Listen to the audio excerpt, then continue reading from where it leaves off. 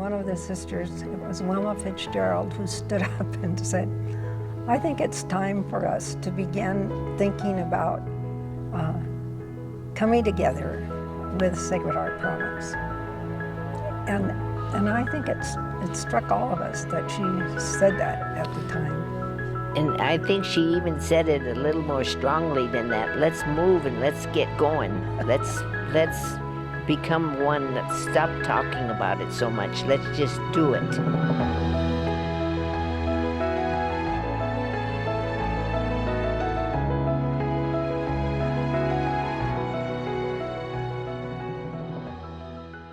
Have a great time. Yes. Are you all set? There's our travelers. We're leaving on our Crossing the Mountains tour for... Here we go.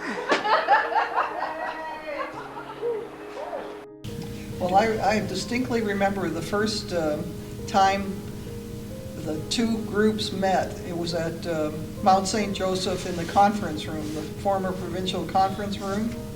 And everybody came in and had coffee and was chatting with one another. And they had put the little tablets down at different places.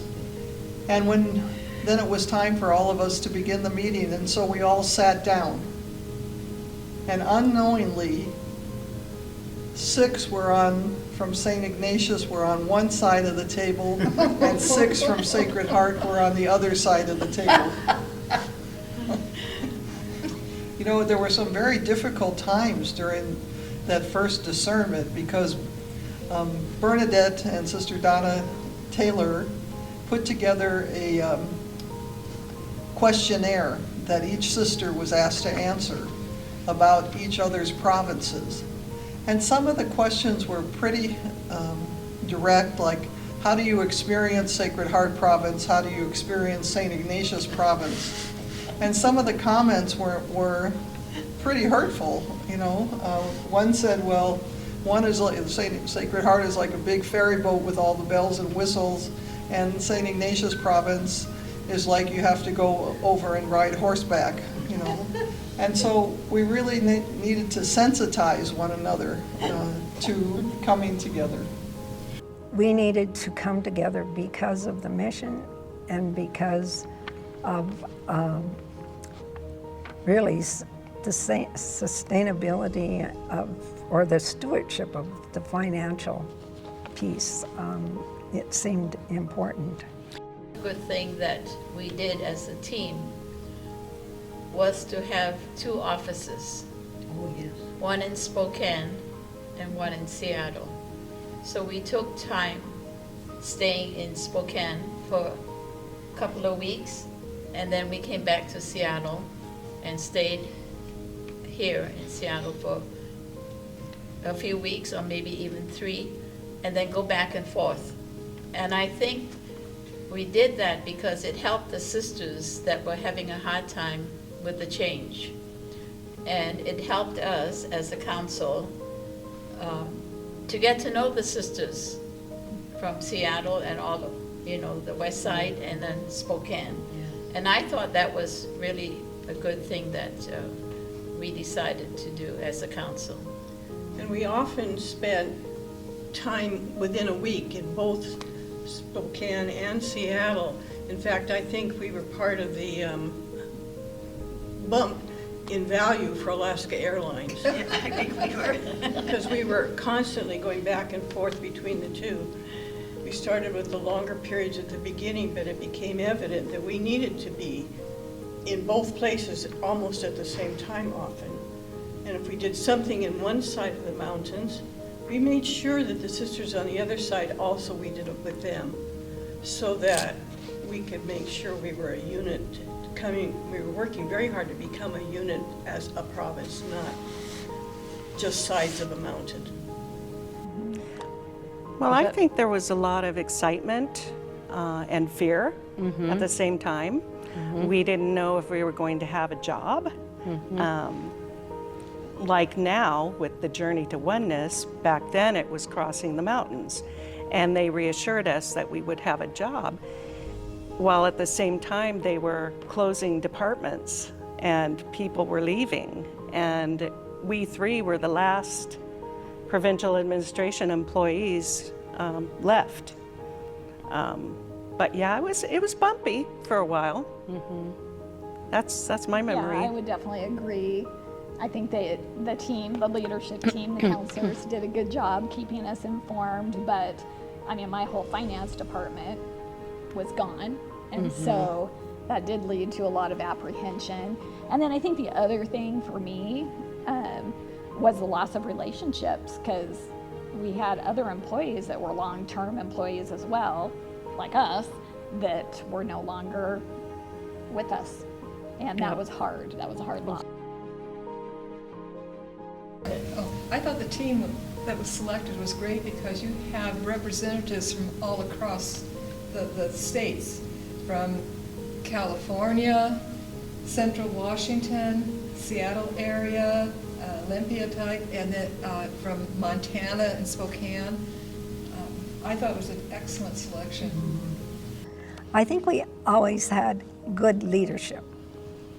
I mean, there's always limitations and gifts in leadership, but we did have people that kind of took on the things that we needed to take on, and through the years, we really developed as a province. We grew together. We began to see that we can let go of how things were done in our province, and we can do things the way they are done in the other province.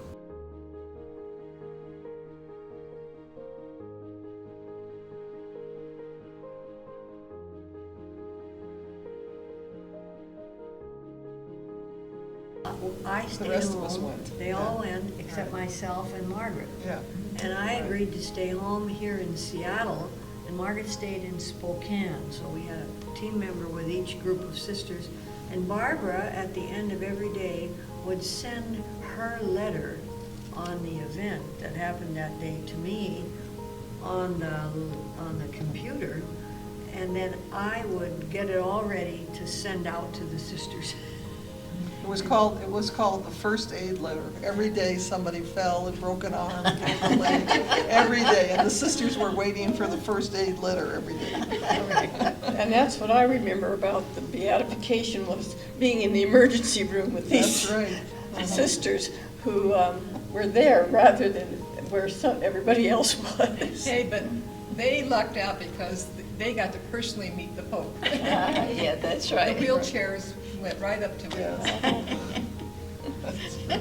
So the council Yeah, offered no. two I didn't put my free name in the trips basket.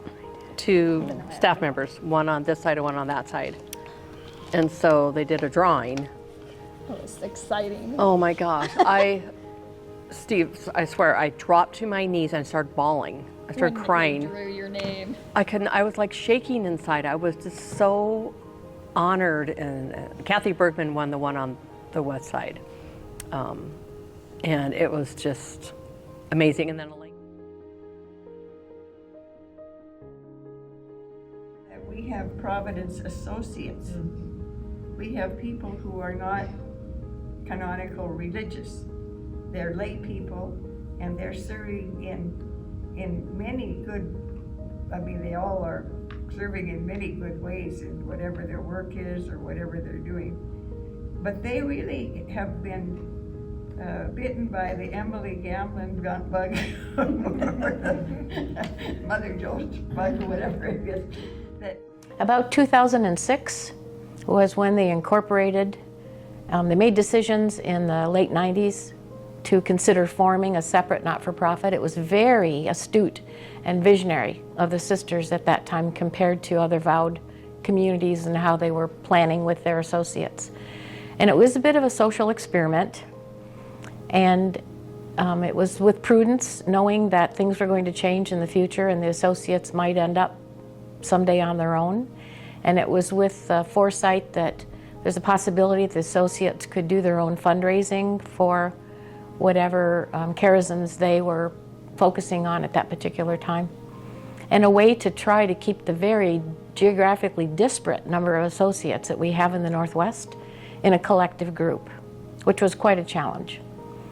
Now that El Salvador and the associates there, and there are quite a few new associates being developed right now in El Salvador and in the Philippines, and there's 15 associates in the Philippines and about that many more that are interested this next year. So we see the groups growing there and making sure that we become one with those in the western states, the Philippines and El Salvador. So it's adapting to language differences and time zone differences, things like that. And then the keeping in the forefront always the vision and mission and values of the Sisters of Providence, which is the universal language for all of us, no matter what it's translated into. And that's our commonality in bringing us all together. So in the West, we know how to become one. We just have to put the effort into continuous communication to assure that oneness actually exists.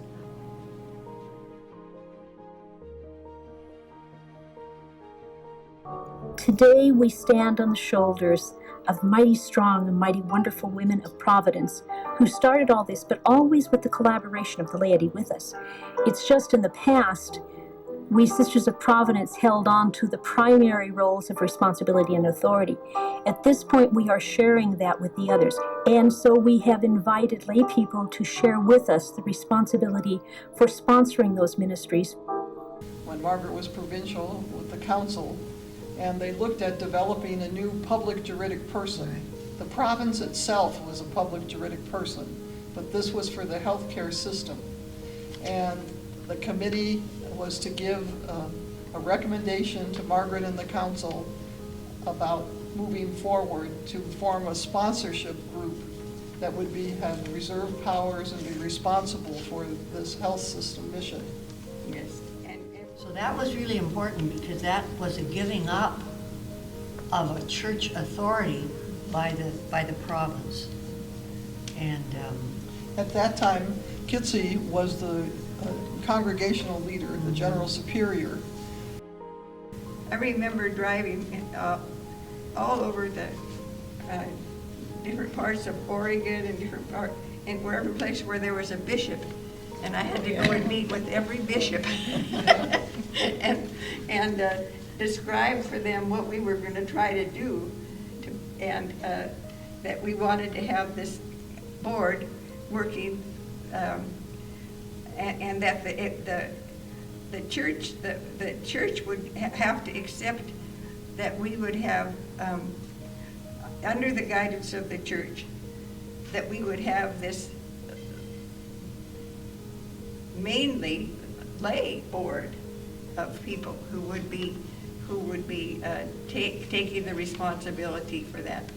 I remember very clearly looking at the people that were the first sponsors, and I felt good with them. I said, oh good, all of these people know St. Ignatius Province or the Sisters of Providence.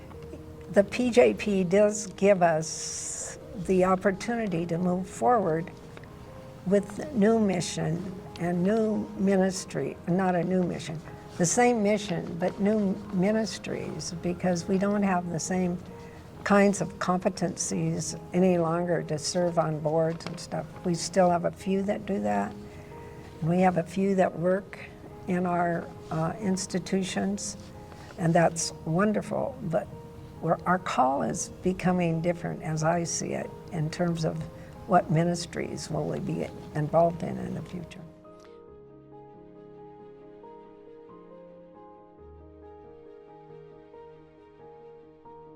And one thing that you did, you made that book for the new hospital, for the new ownership. That black book they asked the sisters to write what values do you want to see carried, is that right? Into the new public juridic person. And those letters are being used in the health system now when they have leadership workshops and so on. So that was a big thing to do that. We went around to all the regions and listened to the sisters share with us the hopes and aspirations that they have for our legacy to go forward in this way. And that for me, because I attended all of them, because I was on the leadership, it was very moving experience.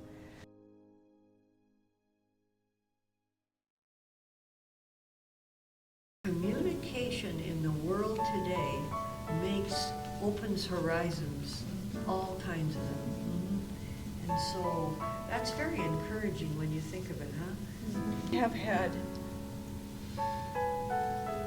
new riches, new blessings from God through this challenge of coming to know each other in a different way, not just being sisters of Providence, but being sisters of Providence with culturally diverse backgrounds and gifts to bring to community life and to our ministry lives and to the church.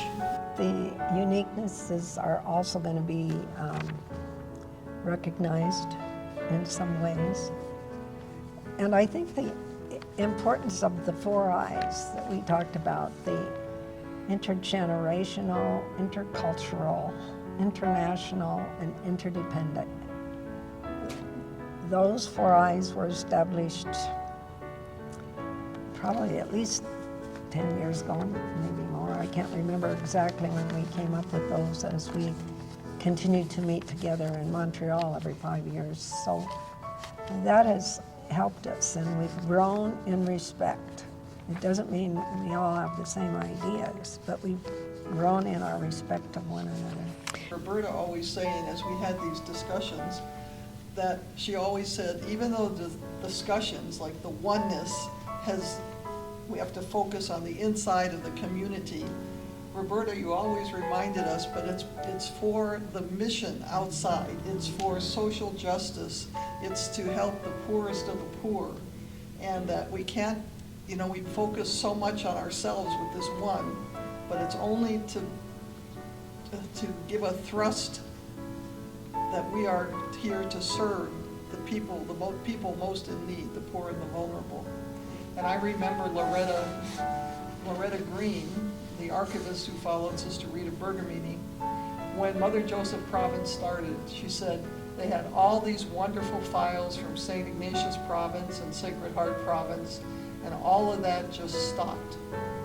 And they were all just put aside, and a brand new section was developed called Mother Joseph Province. Now, we never realized Mother Joseph Province would only last 24 years. And so at the end of 2024, that section in our archives will again stop and become something new.